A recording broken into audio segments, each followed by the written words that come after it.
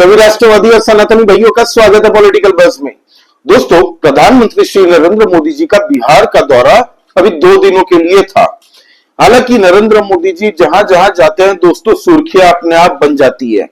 बिहार में आने वाले 5 से 6 महीने के अंदर में विधानसभा के चुनाव होने जा रहे हैं और ऑलरेडी सियासी पारा बिहार के अंदर में दोस्तों गरमा चुका है। आपको बता दूं, इन 2 दिनों के अंदर में नरेंद्र मोदी जी ने 48,500 करोड़ रुपए की योजनाओं की सौगात दी है बिहार वासियों को।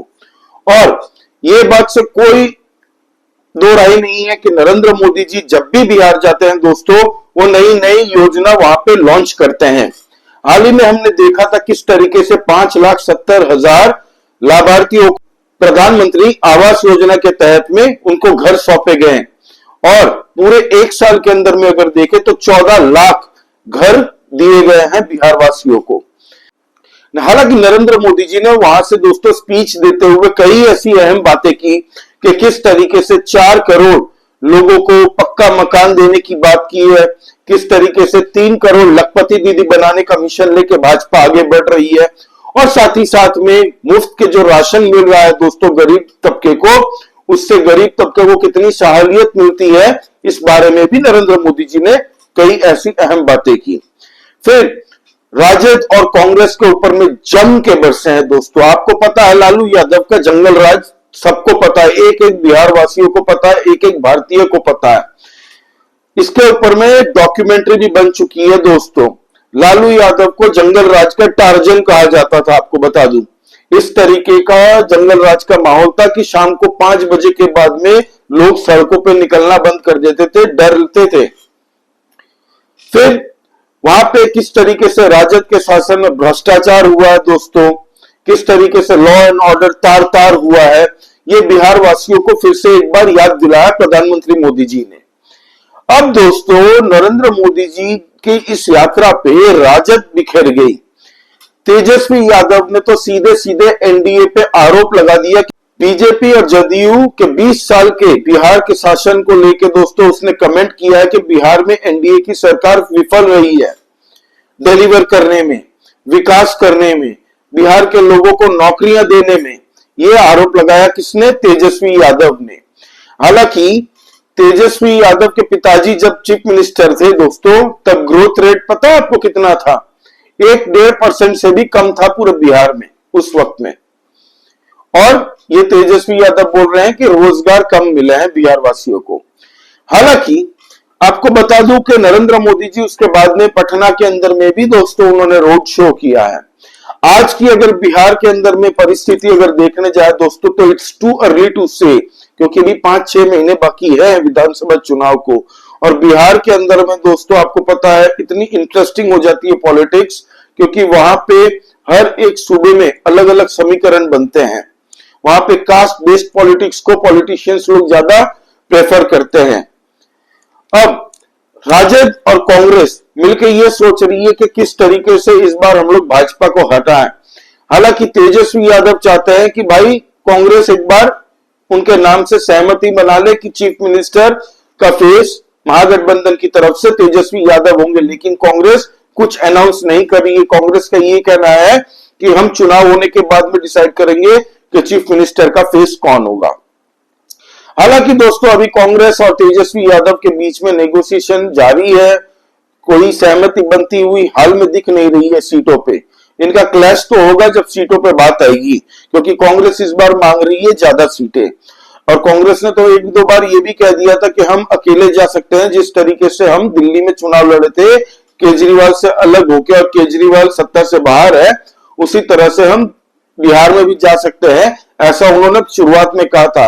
लेकिन इसके बाद में इन लोगों ने अलायंस अपना जनता के सामने बता दिया कि हम अलायंस होकर लड़ेंगे।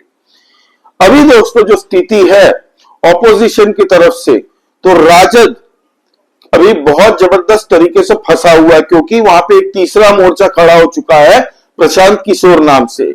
और प्रशांत किशोर अगर 10 से 15% भी वोट लेके जाता पूरे बिहार के अंदर में, तो आप यकीन मानिए उस 15% वोट में से 12-13% राजद और कांग्रेस के ही वोट होंगे, वोट बैंक्स।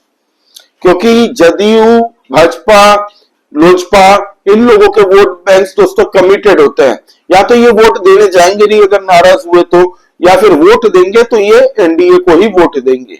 और एनडीए का वोट दोस्तों झट से शिफ्ट नहीं होता, ये सबको पता है, हर एक राज्य में हमने यही देखा पैटर्न। तो राजद को ये डर है कि अगर प्रशांत किशोर अलग से लड़ेगा तो भाई हमें होने वाला है नुकसान, और इसलिए कांग्रेस को उन्होंने कहा है कि आप कोशिश कीजिए कि प्रशांत किशोर को हम अपने महागठबंधन में अगर ला सके तो बेहतर होगा। और वहीं पे नीतीश कुमार स्टेज पर चढ़ के दोस्तों जिस तरीके का इस बार केमिस्ट्री दिखी है नरेंद्र मोदी जी और नीतीश कुमार का, जबरदस्त। वो भी बरसे हैं राजद के ऊपर में जंगल राज, किस तरीके का लालू का टाइम का दौर था वो भी याद दिलाया बिहार वासियों को, और साथ ही साथ में तेजस्वी यादव पे भी वो बरसे हैं कि किस तरीके से भ्रष्टाचार में लिप्त था तेजस्वी यादव और उनकी फैमिली। लैंड फॉर जॉब, फिर चारा घोटाला में तो कन्विक्ट है Lalu Yadav, land for job scam में पूरा फैमिली इनकी जाती है ईडी और सीबीआई के पास में पूछताछ में, इनको हर महीने बुलाया जाता है पूछताछ करने के लिए। तो आप समझ सकते हैं कि बिहार वासियों को किस तरीके से याद दिलाया जा रही है सब, जो कि अच्छी बात है, हर एक पॉलिटिकल पार्टी यही करती है।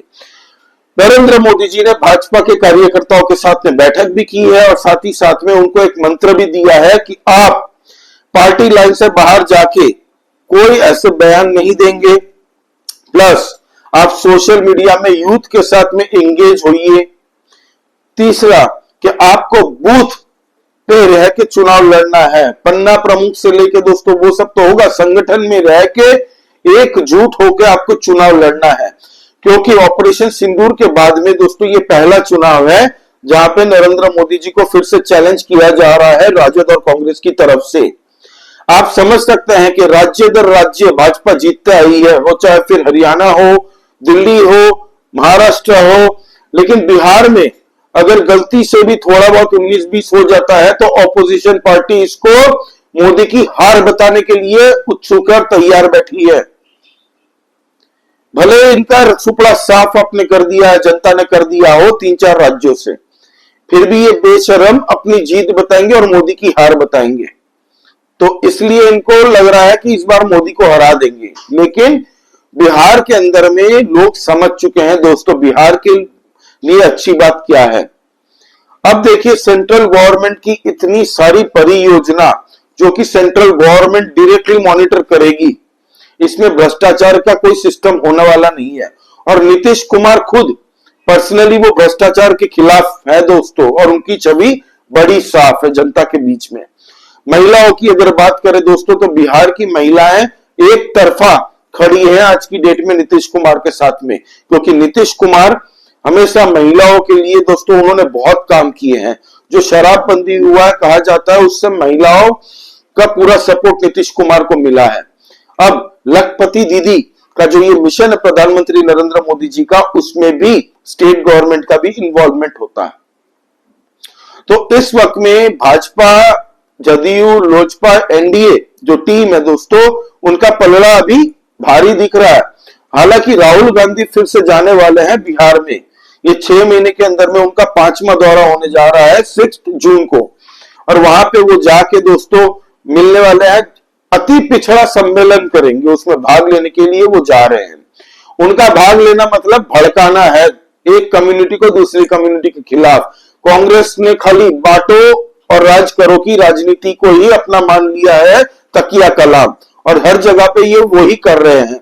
फिर वो चाहे अमेरिका जाके इंडिया की बदनामी करे, इंडिया के अंदर में एक जातियों के बारे में दूसरी जातियों को भड़काते हैं, हर चीज में इनको आरक्षण की बातें करते हैं जबरदस्ती, जबकि खुद कहते थे पहले 2013 में इनका बयान है कि हम जातियों के खिलाफ है, जातियों में नहीं बंटना चाहिए, हम कोई भी स्कीम्स जातियों को देख के नहीं लाते हैं।